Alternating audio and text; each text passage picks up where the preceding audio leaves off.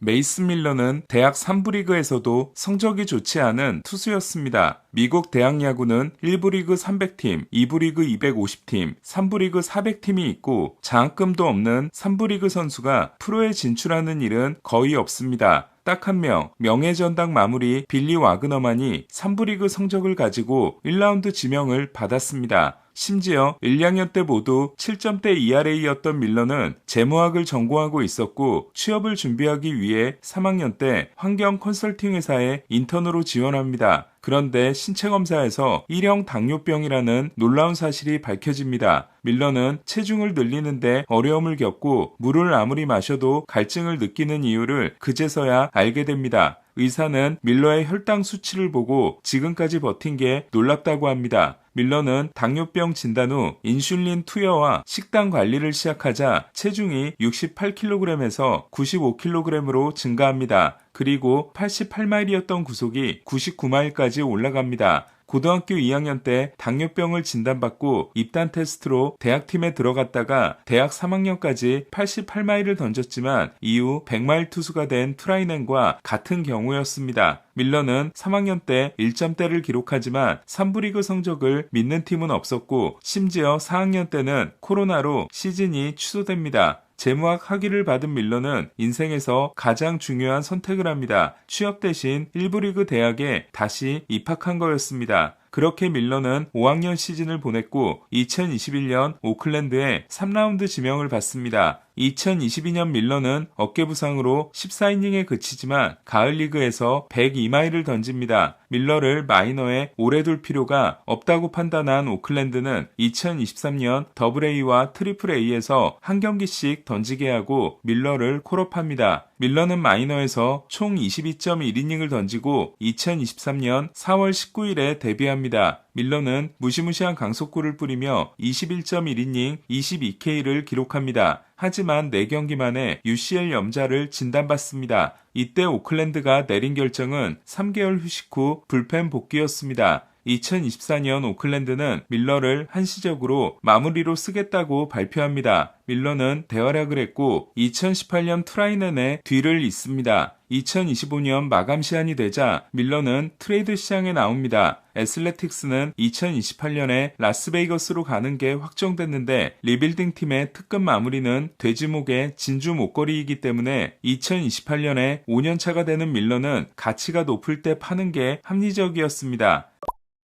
트레이드가 발표되자 모두가 놀라움을 금치 못합니다. 밀러를 프렐러가 데려간 건 놀라운 일이 아니었습니다. 사람들이 매드맨에게 다시 한번 놀란 건 밀러의 트레이드 상대가 최상위권 유망주인 레오 드브리스였기 때문입니다. 코너 그리핀, 케빈 맥고니글, 헤수스 마데에 이어 파이프라인 4위인 드브리스는 매드맨이 마지막까지 쥐고 있던 최후의 유망주였습니다. 시범 경기에서 대활약을 한 드브리스는 더블A에서 시즌을 시작해 내년 데뷔가 유력합니다. 아무리 뛰어난 마무리라도 전체 4위 유망주를 태운다는 건 이치에 맞지 않기 때문에 샌디에고가 밀러를 데려와 선발로 전환시키려는 게 아니냐는 분석도 있었습니다. 밀러는 샌디에고에 오자마자 안 던지던 체인지업을 던지기 시작하지만 마무리에 남기로 합니다. 밀러는 지난 2월 인터뷰에서 선발 가능성을 완전히 닫아두진 않겠지만 지금 당장은 나와 팀에게 모두 불펜이 가장 합리적이라고 판단했다며 특히 PS에서 느껴본 아드레날린이 큰 매력으로 다가왔다고 합니다. 밀러는 WBC의 미국팀 마무리로 참가해 4이닝 10K 노히트를 기록하면서 더 짜릿한 경험을 하게 됩니다. 400만 달러를 받고 3년차를 시작한 올해 밀러는 더 무시무시한 마무리로 진화했습니다. 직전 경기에서 땅볼 아웃이 나와 11타자 연속 삼진이자 11타자 연속 헛스윙 삼진이 중단됐지만 4경기 5.1이닝 13K 1피안타 1볼넷 무실점으로 끝판왕의 면모를 보여주고 있습니다.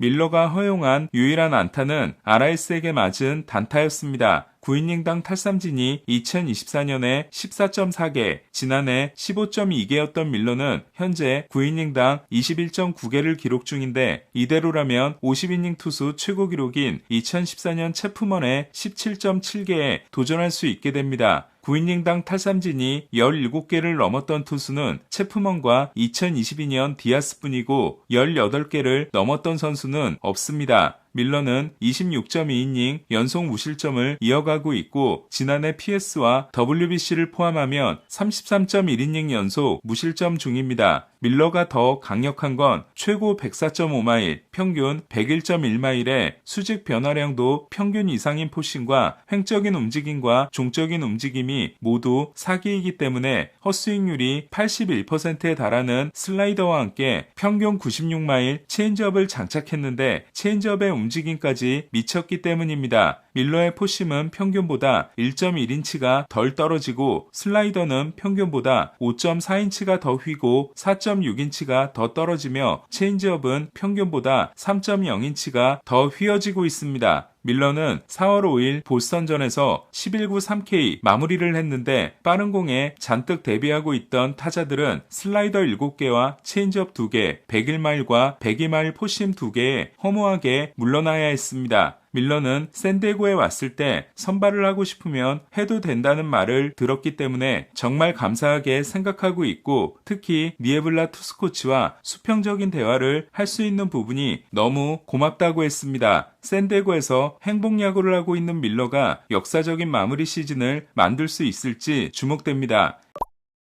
양키스는 샌디에고 유망주 출신인 라이언 웨더스가 최고의 피칭을 합니다. 2경기 8이닝 10피안타 4실점이었던 웨더스는 구속에 대한 부담을 내려놓자 8이닝 7K 무볼넷 1실점에 인생투를 했습니다. 하지만 양키스는 제프리 스프링스에게 7회 1사까지 노히트로 묶이는 등 7이닝 1피안타 무실점을 헌납했고 애슬레틱스에게 1안타 완봉패를 당했습니다. 라이스가 아니었다면 합작 노히터를 당할 뻔했습니다. 애슬레틱스가 양키 스타디움에서 1대0 승리를 올린 건 1972년 이후 처음입니다. 카세이 감독이 브레이크아웃을 기대하라고 했던 맥스먼 씨는 2루타와 3루타를 날리고 양팀에서 유일한 장타를 기록했습니다. 마지막 17이닝을 2안타 무득점으로 끝내고 루징 시리즈가 된 양키스는 7승 1패 후 1승 3패입니다. 중계권과 흥행에 타격을 입어 겨울 동안 2,300만 달러를 쓴 미네소타는 디트로이트전 4연전을 수입했습니다. 700만 달러에 계약한 조시벨은 홈런 포함 3안타 경기를 했습니다. 메도스는 수비 도중 그린과 충돌한 후 뇌진탕 증세를 보여 병원으로 이송됐습니다. 이번 시리즈에서 미네소타가 4명의 투수가 세이브를 기록한 반면 개막 2연승 후 2승 9패인 디트로이트는 스쿠볼이 4.2이닝 8피안타 4실점, 발데스가 5이닝 10피안타 8실점에 그쳤습니다. 마이애미에게 패해 4연전을 2승 2패로 마친 신시내티는 신인왕 후보인 살 스튜어트가 4호 홈런을 날렸습니다. 올해 메이저리거의 평균 연봉은 지난해보다 3.4%가 상승한 534만 달러로 발표됐습니다. 1위는 6,190만 달러인 소토, 2위는 4,250만 달러인 벨린저이고 3위는 4,200만 달러인 윌러와 비셋, 5위는 4,020만 달러인 게레로, 6위는 4,000만 달러인 저지입니다. 매츠는 3억 5,220만 달러로 3억 1,660만 달러인 다저스를 제치고 1위에 올랐습니다. 다저스는 원래 3억 9,520만 달러지만 디퍼를 통해 그만큼 떨어뜨렸습니다. 최저 연봉팀은 6,230만 달러인 클리브랜드로 소토의 연봉과 비슷합니다. 선수들의 연봉은 CBA 5년 동안 28%가 상승했습니다. 1970년대 다저스의 붙박이 이루수였으며 통산 557도루를 기록했던 데이비 룹스가 80세를 일기로 사망했습니다. 룹스는 알츠하이머와 파킨스병으로 투병 생활을 오래 했습니다. 룹스는 27세에 데뷔했지만 42세까지 선수 생활을 하며 다저스 역사상 최다 출전 이루수이자 모리 윌스에 이어 두 번째로 많은 1번 타자 출장 기록을 가지고 있습니다. 또한 2011년부터 2015년까지 다저스의 주루 코치 및 1루 코치로 있었습니다. 오늘 소식은 여기까지입니다. 야구야구 김영준이었습니다.